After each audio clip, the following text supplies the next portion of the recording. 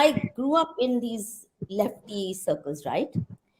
And leftist men are the most hypocritical that you can ever get.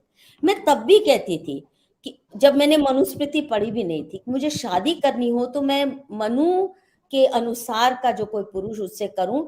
ये जो Sartre बनना चाहते हैं ना सारे, John Paul Sartre, who was a rabid womanizer, मैं इनसे कभी नहीं करूंगी। ये very clear to me. Now, what happened is, too many years of my life I spent battling what I call self-appointed husbands. मैं शादी नहीं करना चाहती तो नहीं करना चाहती हूँ, which also did not mean that I was willing to be bedding with whoever was interested in me. I was very careful, और बहुतों को मेरी जो ferocious reputation आई, एक बड़ा कारण है, कोई जरा भी मुझसे करता था तो झापड़ तुरंत पड़ जाता था। तो एक को मारा ना झापड़ तो 10 साल तक उसकी रेपुटेशन उसकी चलती थी, और फिर सब लोग ध्यान रखते थे।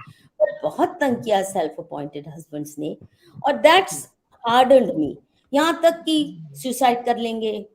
और मैं कहती थी मुझे गृहस्थ आश्रम नहीं चाहिए, हम गृहस्थी हम संभाल लेंगे, बच्चे हम पाल लेंगे। मैंने कहा मुझे नहीं करना।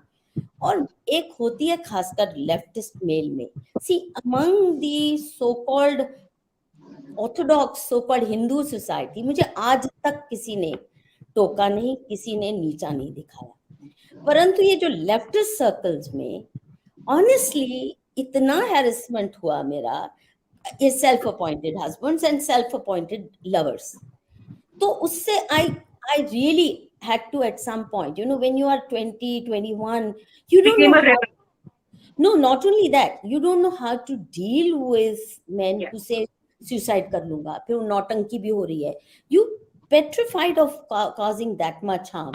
But at some point I had to say, देखो तुमसे शादी करके तो मुझे ही सुसाइड करनी पड़ेगी, इसलिए अगर choice is between my suicide and yours तो चलो तुम ही कर लो।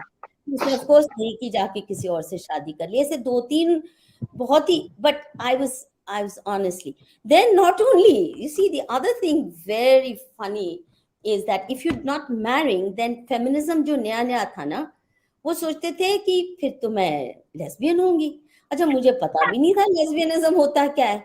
So I had a lot of women wanting that kind of relationship। और मेरी एक बहुत प्यारी दोस्त थी जर्मनी की, फेमिनिस्ट, लेस्बियन भी थी।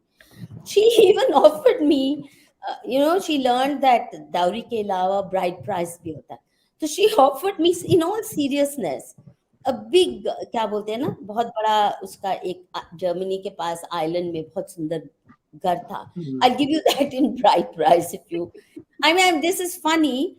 I'm not saying that she would have ever forced me, but there was a lot of emotional pressure on me from both genders, and that really hardened me कि नहीं करनी तो नहीं। और मैं ये भी कहती थी, अच्छा जब मन करेगा तो 5 भी द्रौपदी की जैसे कर लूंगी, पर जब तक मन नहीं है तब तक प्लीज मेरे पे ये दबाव न डालो।